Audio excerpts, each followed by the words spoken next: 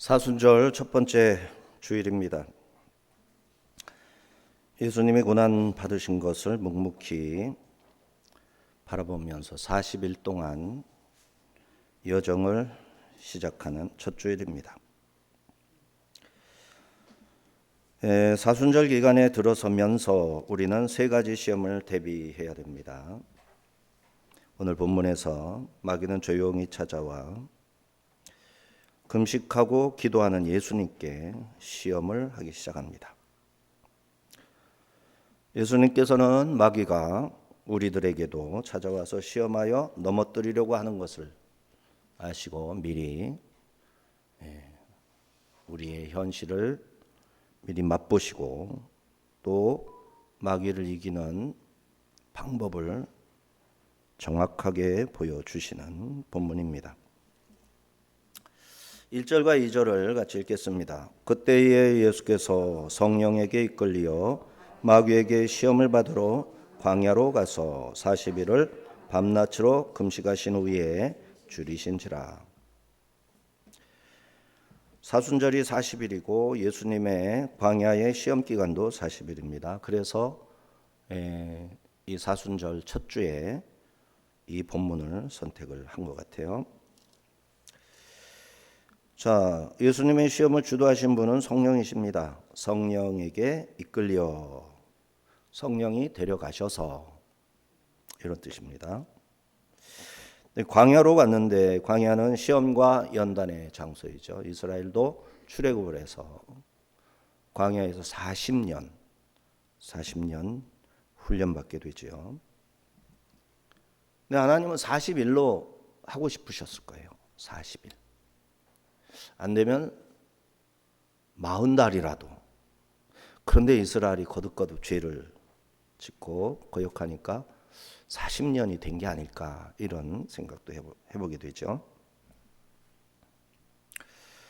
주님은 공생애를 시작하기 전에 먼저 세례를 받으셨죠. 세례 받으신 다음에 즉시로 광야로 들어가 40일 동안 금식하심으로써 공생애를 준비하신 거예요. 그러니까 공생애를 위해 금식하셨고 그 다음에 금식하기 전에 세례를 받으시고 이렇게 하셨죠. 금식하고 시험 받고 그래서 금식을 다 40일을 채운 다음에 시험을 받았어요. 자, 아담의 실패를 반복할 수 없기 때문이죠.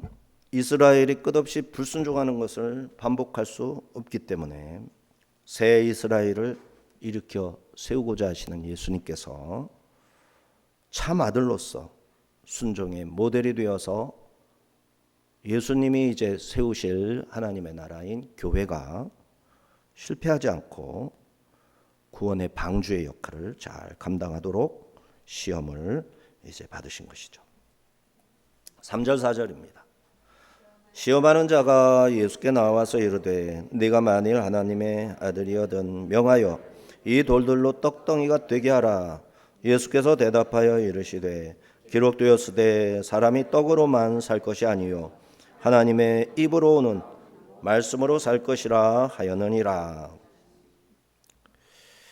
자, 마귀가 와서 한 말, 네가 만일 하나님의 아들이거든. 만일, 그렇죠? 아닐 수도 있다는 얘기죠.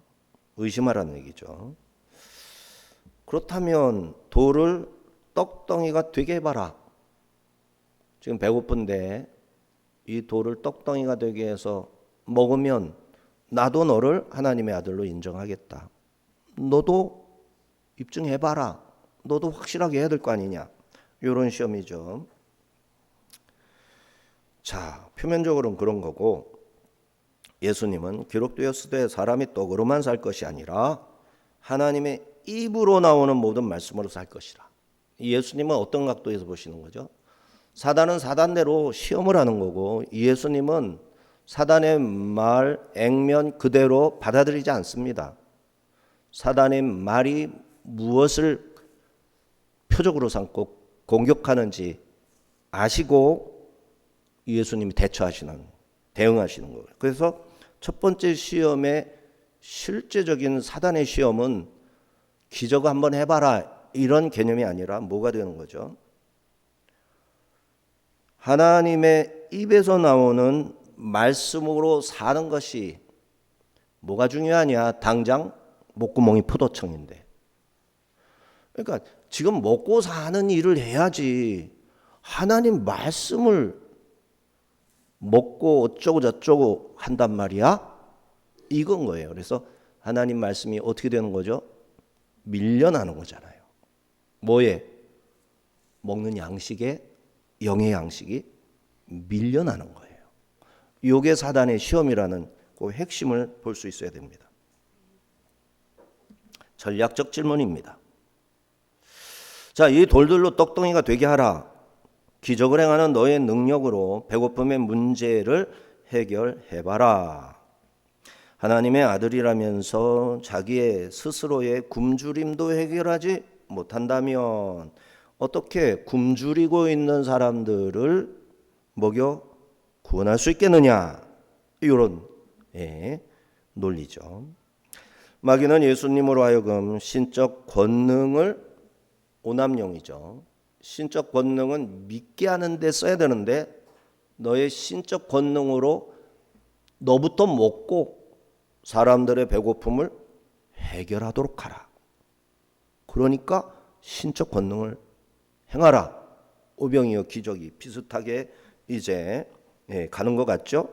그러나 오병이어 기적에서 예수님이 해설을 하는 것은 전혀 다른 해석을 하시잖아요. 자, 그래서 이 교활한 게 무엇이 교활한 거냐면은 육신의 욕망을 자극해서 하나님이 나의 육신적 먹을 양식은 책임져 주신다. 그죠? 우리를 굶게 하시지 않는다. 내가 금식은 하더라도 하나님이 먹을 거를 안 주어서 금식하는 건 아니다. 그죠? 내가 기도하기 위해서 금식은 하는 건데. 요 믿음을 1%만이라도 손상시키는 게 마귀의 목적인 거예요. 예수님은 마귀에게 사람이 떡으로만 살 게 아니라 하나님의 입으로 나오는 모든 말씀으로 살 것이니라. 광야의 이스라엘은 만나를 먹으면서도 의심을 했잖아요. 하나님이 먹을 것을 다 마실 것도 주시고. 예수님은 참다운 생명이란 굶주림 가운데서도 하나님의 말씀을 듣고 그 말씀에 순종함으로 살고 있는 생명이 지금 살아있는 그 생명, 그게 진짜다. 육신의 양식을 먹지 않으면 죽는 그 생명이 진짜가 아니라 그 생명은 일부에 불과한 거고 전부에 해당하는 진짜 생명은 하나님의 말씀을 먹지 않으면 죽는 그 생명이 진짜다. 그 생명이 살면 육신이 비록 먹지 못해서 죽어도 하나님께서 부활시켜서 영생을 시킨다. 이렇게 말이 완성이 되잖아요. 그러니까 이게 우리가 성경을 읽을 때 이런 그 성경의 의도 같은 거 이런 걸 즉시 깨닫는 게 좋겠죠. 자, 그런데 예수님이 기록되었으되 이제 신명기 8장이죠. 이 말씀을 인용하십니다. 시험에 대한 정답 여부를 결정하는 키워드가 뭐라고요? 기록되었으되. 네, 게라프타인데요. 이 게라프타인데 기록된 말씀이라는 거예요. 그려진 말씀.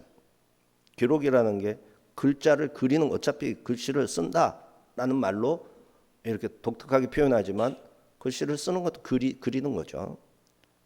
그리는 거예요. 그래서 기록하는 게 중요하다.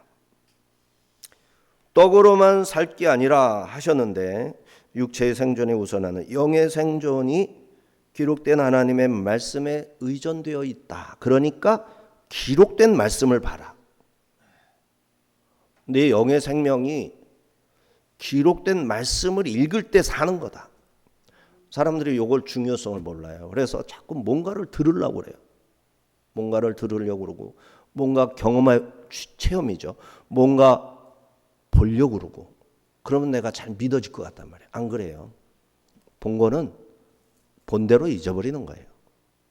또 경험한 것도 세월이 지나면 다 사그러져요. 읽어야 돼요. 기록된 말씀을 읽어야 됩니다. 읽을 때, 볼 때, 들을 때 내 속으로 그 말씀이 살아서 들어오는 거예요. 이는 기록된 하나님의 입으로부터 나오는 모든 말씀에서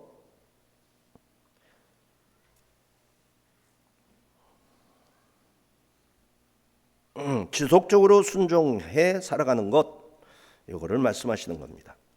생명이 말씀에 의존되어 있다. 예수님의 이 대답은 사탄의 유혹을 성경으로 무장하여 막아낸 모델이 되는 거죠. 와, 이 말씀을 저는 그 예종규 목사님한테 처음으로 예종규 목사님 부흥회에 참석을 해가지고 들을 때 마태복음 4장을 강의하시더라고요. 부흥회인데 기록되었을 때가 얼마나 큰 소리로 들리는지. 지금도 이 성경 말씀은 떠나서는 제가 살 수 없다고 생각을 하니까요. 하나님께서 우리를 낮추고 줄이게 하시고 만나를 먹게 하시는 이유는 사람이 떡으로만 사는 것이 아니라 여호와의 입에서 나오는 모든 말씀으로 사는 줄을 알게 하려는 것이었다. 이게 신명기 8장 3절의 내용입니다. 이를 위해 예수님은 연약한 인성을 받아들이셨고 성령의 인도하심에 순종하셨고 오직 기록된 말씀이 게임 체인저, 그야말로 게임 체인저, 기록된 말씀을 우리가 붙잡는 순간 그때부터 이제 풀려나가기 시작합니다. 모든 문제가 풀리기 시작하는 거예요. 우리가 기억할 것은 세상의 양식 문제가 생사를 결정하는 듯 보여도 우리는 하나님의 말씀으로 사는 존재다 하는 사실입니다. 명분을 앞세워 불순종을 정당화하지 말고 단순한 순종으로 마귀가 들고 오는 첫 번째 시험인 떡 시험을 넉넉히 이겨내야 됩니다. 먹고 사는 문제가 우리 눈앞에 닥칠 때마다 오, 마귀가 나를 시험하는구나. 뭐 하라는 거죠? 사람이 떡으로만 사는 게 아니라 하나님의 입으로 나오는 말씀으로 산다고 기록되어 있다. 이걸 기억하고 어디로 가야 된다고요? 기록된 성경으로 우리의 모든 관심이 집중되어야 하는 거예요. 이 첫 번째 시험은 사역의 목적과 우선순위에 대한 시험이기도 합니다. 이 시험이 간교한 것은 굶주림은 언제나 시급한 문제죠. 먹지 못할 때 생명이 위태롭고 너무나 고통스럽기 때문입니다. 실제로 배고픈 자가 간절하게 바라는 것, 떡이죠. 먹는 거. 예. 먹는 것이 그렇게 중요한 거예요. 그러나 그거보다 더 시급한 게 있음을 예수님이 시험을 통해 가르치십니다. 떡의 굶주림은 육신의 죽음에 대한 공포이지만 말씀의 굶주림은 하나님의 심판에 대한 공포요 구원으로부터 완전히 버려지는 것을 의미하기 때문이죠. 우리는 40일을 금식하는 굶는 한이 있더라도 영생하게 하는 영의 양식을 걸러서는 절대로 안 되는 것입니다. 그러므로 교회의 사역의 목표는 영혼 구원이고 가장 우선적인 사역은 복음 선포이며 이는 굶주린 영혼에 하나님의 말씀을 먹이는 일입니다. 주의 일을 하는 자는 먹는 문제에 사로잡혀서 이를 잊어버리거나 우선순위에 밀리게 해서는 안 돼요. 아담과 하와 역시 가장 강렬한 욕구인 먹는 것을 가지고 사단이 시험을 할 때 그만 넘어가고 말았던 것이죠.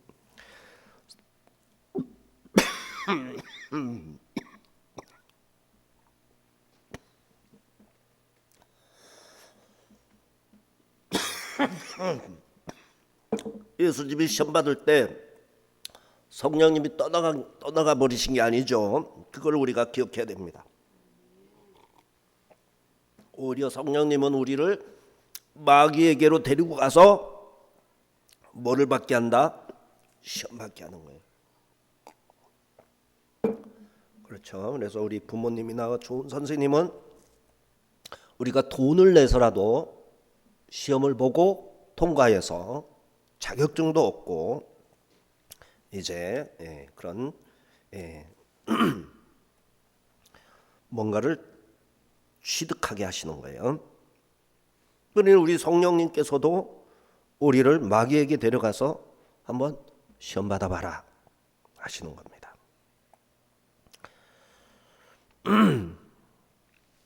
자, 5절 6절입니다. 이에 마귀가 예수를 거룩한 성으로 데려다가 성전 꼭대기에 세우고 이르되 네가 만일 하나님의 아들이거든 뛰어내리라.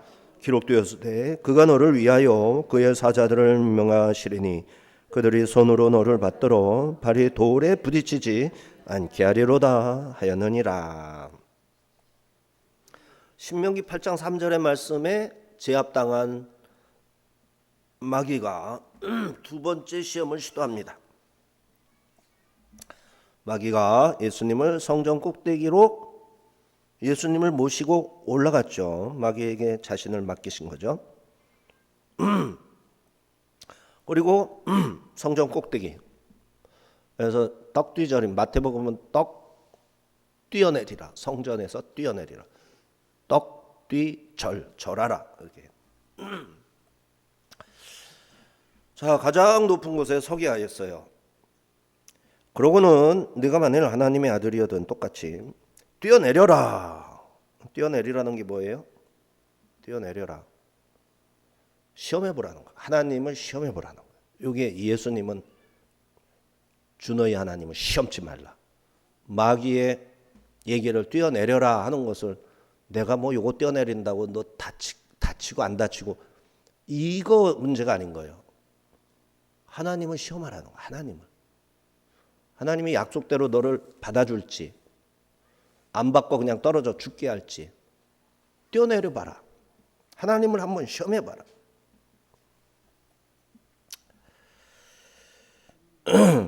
오늘날에도 마귀는 성도들에게 하나님의 약속에 대한 의심을 촉발시킵니다. 시편 91편 말씀으로 하나님이 너를 자녀로 인정하시는지 시험해봐라. 너 하나님의 자녀인지 아닌지 시험해봐. 하나님이 어떻게 하실 거 아니야. 한번 해봐. 끊임없이 도발합니다. 천사를 보내고 사자들을 보내 그 천사의 손으로 너를 받아주지 않겠느냐? 에이, 안 그런다. 하나님 시험해봐. 안 그런다고. 교활하게 짝이 없게 의심을 심어놓습니다. 어떻게 하나님을 시험해야 하고 안 하면 마치 하나님이 안 지킬 것 같아서 내가 쫄아야 되는 거잖아요. 그렇다고 뛰어내리면 이거 하나님을 시험하는 게 되잖아요. 이 참 이 사단의 교활한 시험인 거죠. 그런데 그것도 특별히 하나님께 바쳐진 구별된 성전에서 예수님은 이 성전에 섰을 때 만인 말하자면 예수님의 삼중직에 제사장직에 해당하는 거잖아요. 그래서 천하 만국의 영광을 보여주겠다는 왕직에 대한 시험일 수 있고요. 그리고 성전에서 뛰어내리라 하는 것은 제사장이 하나님을 시험하여 자기의 영광을 취하는 것을 의미하는 시험이고, 그 다음에 먹는 떡 문제, 양식 문제는 선지자가 하나님께 말씀을 받아서 백성들에게 말씀을 공급해야 되잖아요. 이걸 선지자라고 하잖아요. 그 기능을, 그 직임을 깨뜨리기 위한 시험이 첫 번째 시험이에요. 그래서 첫 번째 시험은 예수님의 삼중직에 선지자직에 대한 도발이고요. 시험이고, 그 다음에 요 성전에서는 제사장이니까 성전에서 네가 의시되면서 제사장 역할을 해. 근데 뛰어내려가지고 사람들의 이목을 집중하면 다 너한테 벌벌 길 거야. 그래서 교회에서 기적을 행하고 능력을 보여줘가지고 성도들을 압도하면서 자기의 욕심을 충족시키는 많은 재산을 불려나가고 이런 사람들이 바로 이 시험에 지는 겁니다. 이해가 되시죠? 대제사장을 위시한 사두개파가 이 시험에 무너지고 말았습니다. 이들의 수없는 이권 거래로 인해 성전은 탐욕을 위한 장터가 되고 말았죠. 얼마 후에 예수님은 썩은 냄새로 가득한 성전으로 들어가셔서 채찍을 만들어 가지고 성전을 청소하시면서 내 아버지의 집으로 장사하는 집을 만들지 말라 말씀하셨어요. 자, 첫 번째 시험은 육의 양식이고, 이 두 번째 시험은 성전에서 성직 관련의 전권을 독식하고 제사장들이 성전을 장토로 만드는 이런 것에 대한 시험이었죠. 하나님의 집은 누구 것이라 해야 됩니까? 하나님의 것이라 해야죠. 내 아버지의 집으로 장사하는 집을 만들지 말라 하신 거죠. 7절입니다. 예수께서 이르시되 또 기록되었으되 주 너희 하나님을 시험하지 말라 하였느니라 하시니, 이게 두 번째 시험의 키워드죠. 이는 신명기 6장 16절의 말씀인데요. 이스라엘이 마사에서 하나님을 시험했어요. 마사 무리바, 우리 중에 여호와가 계신가 안 계신가 시험했어요. 마사에서. 그래서 하나님이 우리에게 마실 물을 안 준다. 이에 모세는 광야 시대의 이스라엘 백성에게 광야에서 만나와 메추라기를 먹이시고 반석에서 생수를 솟구치게 해서 먹고 마시게 하셨고, 불기둥과 구름기둥으로 더위와 추위를 견딜 수 있게 하셨고, 근데 이것을 이제 의심해 가지고 마실 물을 안 준다. 그래서 이제 무리바, 바위를 쳐서 물을 솟구치게 해서 하나님이 살아계심을 입증을 했지만 백성들의 시험이었어요. 이게. 마귀는 하나님의 보호에 대한 약속의 말씀을 왜곡시키고 약속을 근거로 신적 권능을 오용하게 미혹했습니다. 예수님은 여전히 기록된 말씀으로 대응하셔서 마귀의 시험을 물리치셨습니다. 하나님은 신뢰의 대상이지 시험의 대상은 될 수가 없습니다. 근데 여기에서 시험을 에크페이라조, 이는 도발하다예요. 이게 처음에 마귀가 와서 시험할 때는 페이라조, 유혹하다 이런 뜻이에요. 유혹하다. 첫 번째는 마귀가 유혹하는 거고, 두 번째는 마귀에게 유혹을 받은 자가 하나님을 향하여 뭐 하는 거예요? 도발하는 거예요. 그래서 에크페이라조 하는 거예요. 마귀는 우리에게 와서 페이라조 하는 거예요. 근데 우리는 마귀에게 페이라조에 넘어가면 하나님을 향하여 그냥 페이라조 하는 게 아니라, 페이라조는 뭔가 좀 선생이 제자를 에크페이라조, 거꾸로 도발해서 대적해서 시험하는 거예요. 얼마나 끔찍한 범죄인지 몰라요. 이 단어를 통해 가지고 깨닫게 되는 것은, 예수님은 마귀의 두 번째 시험을 하나님께 대한 도발로 보셨어요. 그래서 꾸짖으셨죠. 마귀는 교묘하고 의도적으로 하나님 말씀을 언급하면서 하나님의 권위 뒤에 숨어 자신의 교활함과 악한 의도를 감추려 했지만 예수님은 속일 수는 없었어요. 그래서 예수님은 신명기 16장의 말씀으로, 또 기록된 말씀으로 물리치신 겁니다. 자, 세 번째 시험은 8절 11절인데 먼저 8, 9절을 읽어보겠습니다. 마귀가 또 그를 데리고 지극히 높은 산으로 가서 천하 만국과 그 영광을 보여 이르되 만일 내게 엎드려 경배하면 이 모든 것을 내게 주리라. 이 모든 것을 내게 주리라. 왕권이죠. 높은 산에 올라가서. 그러면서 조건은 뭐예요? 내게 절하라. 엎드려 나에게 경배하라. 그렇죠? 마귀에게 복종하라. 나에게 손잡아라. 나에게 아양을 떨어봐라. 그렇죠? 내가 하는 일을 입 닥치고 보기만 해라. 내가 하는 일에 소문내지 말아라. 마귀가 요구하는 겁니다. 이 시험에 지금 거의 다 넘어가고 있어요. 대한민국이 지금 시험에 넘어간 게 다 왕이잖아요. 대한민국.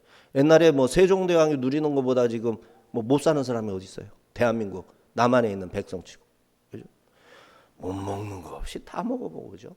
예? 하고 싶은 거 뭐 못하게 하는 사람이 없어. 왕은 왕대로 막 중신들한테 그냥 막 제재를 받고 마음대로 할 수 있는 것도 없었어. 그런데 오늘날 뭐 우리 진짜 뭐 하고 싶은 거 돈 없어서 못 한다고? 아니 돈 없어도 웬만하면 다 해내. 정 안 되면 막 빚자 가지고 하는 거니까. 이게 왕이라면 왕. 그런데 지금 이게 왜 그렇게 왕 노릇을 하게 됐을까? 잘 생각해야 됩니다. 하나님이 주신 선물로 왕 노릇하는가? 맞죠? 하나님을 잘 경배하고 예배하면 하나님이 주신 선물로 내가 복 받아서 왕처럼 살아가고 있는 거예요. 근데 내가 하나님을 잊어버렸다면 얘기가 달라지는 거죠. 마귀하고 손잡은 거죠. 사탄에게 내가 아양 떨고 있는 거죠. 사탄이 온갖 거짓으로 모든 것을 장악하고 하나님을 지워가고 있는데 침묵함으로 말미암아 왕처럼 살아가고 있는 거예요. 이게 우리나라 현실이에요.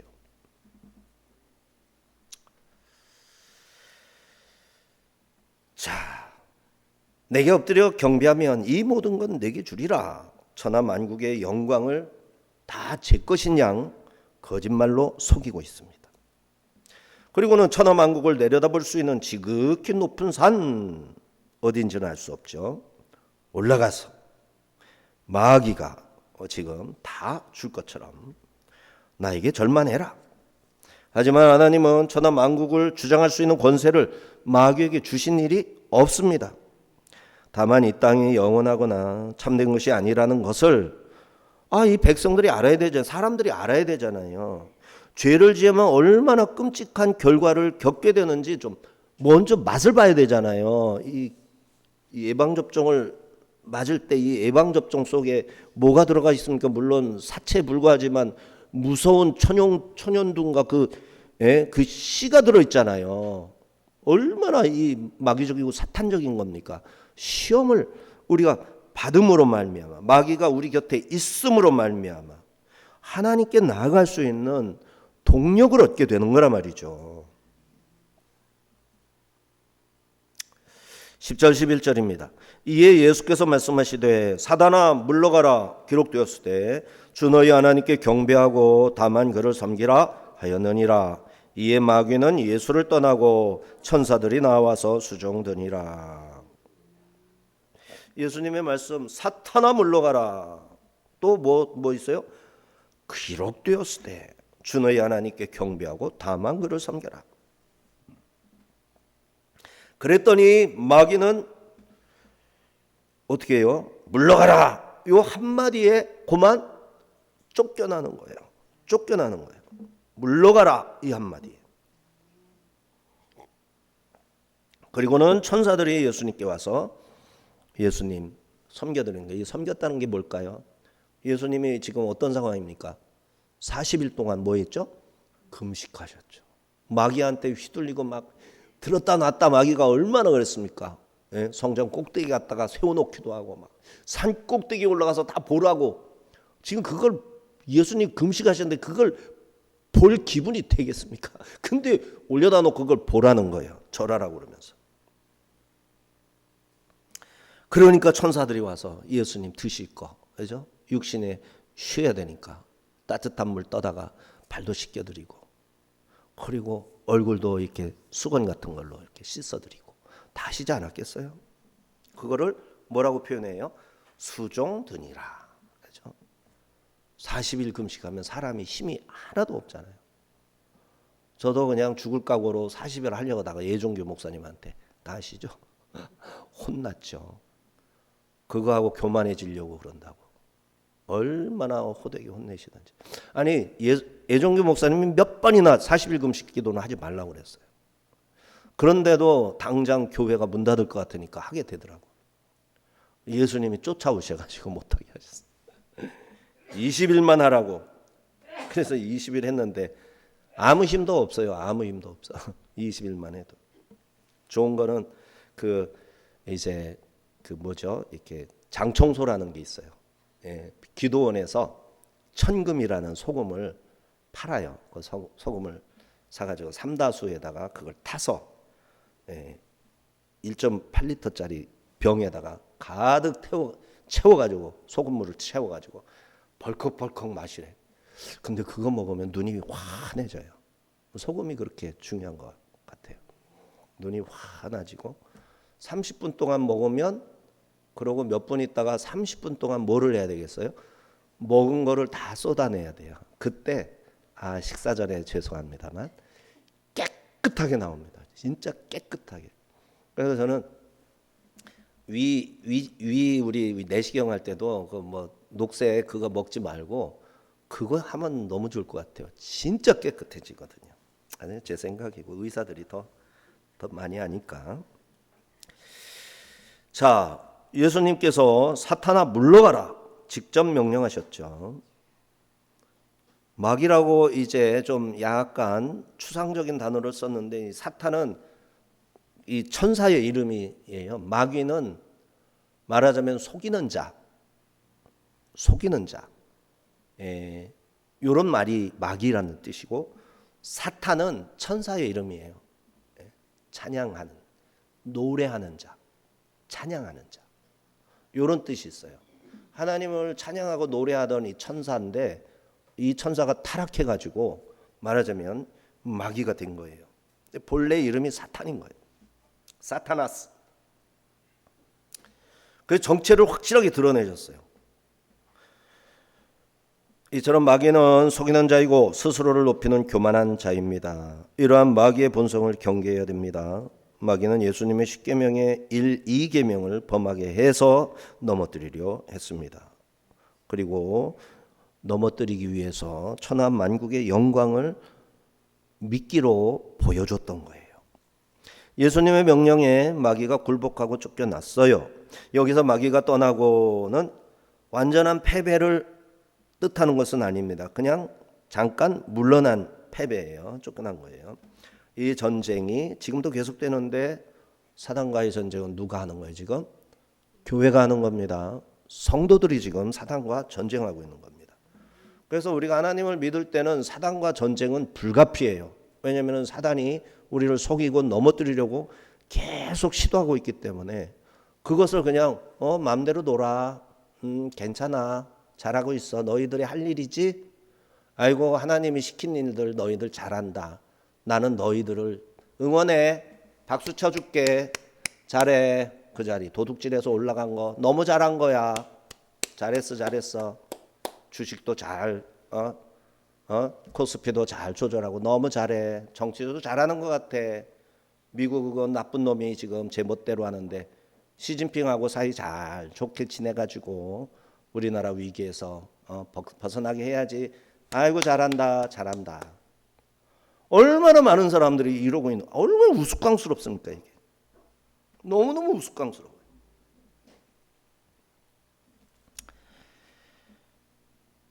자, 이 전쟁이 우리에게 넘겨졌어요.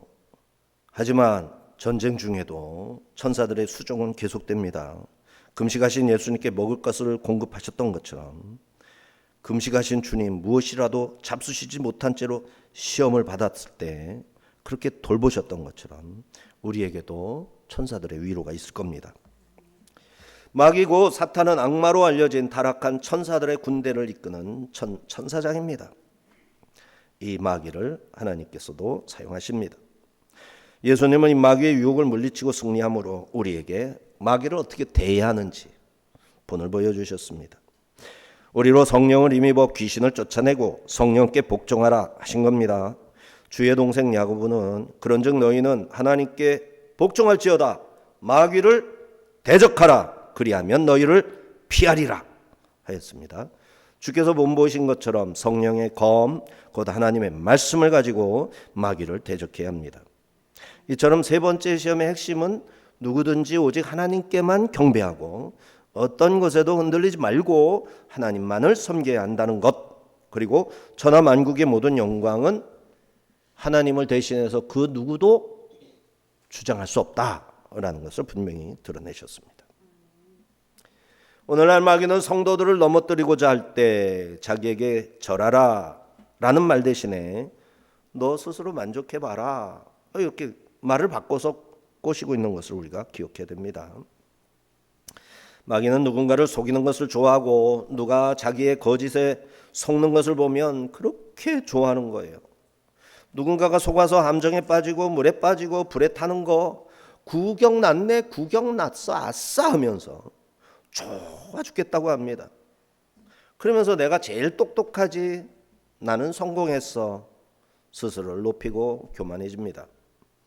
이때 이런 마귀를 대응할 무기는 뭐라고요? 기록된 말씀입니다. 우리도 예수님처럼 사탄아 물러가라, 기록되었을 때 주 너희 하나님을 경배하고 다만 그를 섬기라, 꾸짖고 물리쳐야 됩니다. 이 시험의 핵심은 거짓과의 타협입니다. 목적을 쉽게 손에 넣기 위해 마귀와 손잡고 불의와 손잡으라는 시험이었죠. 먹고 살겠다고 마귀에게 속한 말씀을 저버리기 시작하면 그것은 나의 생존을 마귀의 통치에 내주는 일이 됩니다. 절대로 마귀에게 져선 안 됩니다. 세상에서 권세와 영광을 얻는 것은 자아성취 욕구의 최종 단계입니다.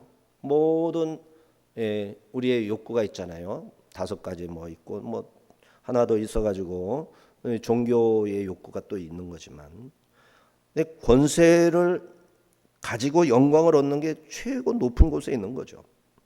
마귀에게 한번 절하는 것 좀 대수롭지 않다. 내 목적을 이루기 위해서는 마귀에게도 절 한번 하고 한번 속아주고 한번 손잡고 뭐 나한테 좋은 조건을 제시하면서 하는데 한번 내가 해보지 뭐, 이렇게 해가지고 기술도 빼돌리고 막 하잖아요. 마귀에게 한번 절하는 것처럼 그렇게 대수롭지 않게 여겼다가 만고의 역적이 되고 수없이 많은 생명들을 죽음에 몰아넣고 많은 자들 지금도 활개치고 있습니다.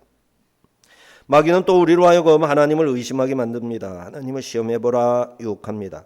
보호하고 인도하신다 하신 약속을 지키는지, 하나님은 살아계신지, 나와 함께 하고 계신지 시험해봐야 할 거 아니냐 미혹합니다. 마귀는 자기가 성령이라도 되는 것처럼 속입니다. 말씀의 영, 교회의 영이신 성령을 배반하지 말아야 됩니다. 우리는 혹시 의심이라는 게 왔을 때 믿음을 확실하게 하기 위해, 추호의 의심의 여지가 없도록 하기 위해 의심을 철저하게 분석할 필요가 있어요. 의심하라는 게 아니라 의심을 분석해서 하나님 말씀으로 믿음으로 대체를 시켜야 돼요. 그런데 사단이 주는 의심은 그게 아니죠. 믿게 하려는 것이 아니라 믿지 못하고 망하게 하려는 것이에요. 그런데 한국 교회가 말씀을 소홀히 여기고 인간의 가르침에 귀를 기울여 따른다면 교회가 어떻게 될까요? 예수님 당시의 성전처럼 장터가 되지 않겠습니까? 교회가 성경에 기록된 말씀을 밀어내고 세상의 논리, 세상 법률을 따르면 불법이 교회를 주장하고 변질된 사람의 교훈이 성도의 양식인 말씀을 대체하게 되지 않겠습니까? 마귀는 속이는 자입니다. 우리의 목표인 영생, 천국, 주님을 못 보게 연막을 치고 혼란에 빠뜨립니다. 진실을 은폐시키고 그럴듯한 거짓을 내세워 속입니다. 마귀는 자기의 지혜를 내보이면서 보다 쉽게, 보다 분명하고 그럴듯하게 같이 한번 해보자 유혹할 것입니다. 오늘날 많은 사람이 거짓을 받아들이고 살아가는지 모릅니다. 참으로 안타깝게도 너무나 많은 사람이 하나님의 말씀이 아닌 것을 하나님의 말씀인 줄 알고 따릅니다. 너무나 안타깝습니다. 슬픕니다. 이 나라에 베푸신 하나님의 역사를 부정하는 자들에게 속고 있는 것이죠. 마귀를 이겨낼 수 있는 유일한 방법은 오직 기록된 하나님의 말씀뿐입니다. 예수 그리스도께서 모범을 보여주신 것처럼 하나님께 경배하고 그를 섬기는 믿음으로서만 해결할 수 있습니다. 사순절에 40일이 지나고 있어요. 재수요일 해가지고 수요일 날 시작합니다. 40일이. 그래서 40일간의 시험을 이겨내신 주님을 우리가 바라보면서 우리의 40일의 광야와 같은 이 말하자면 고난의 주간을 이겨내야 하겠습니다. 기도합니다.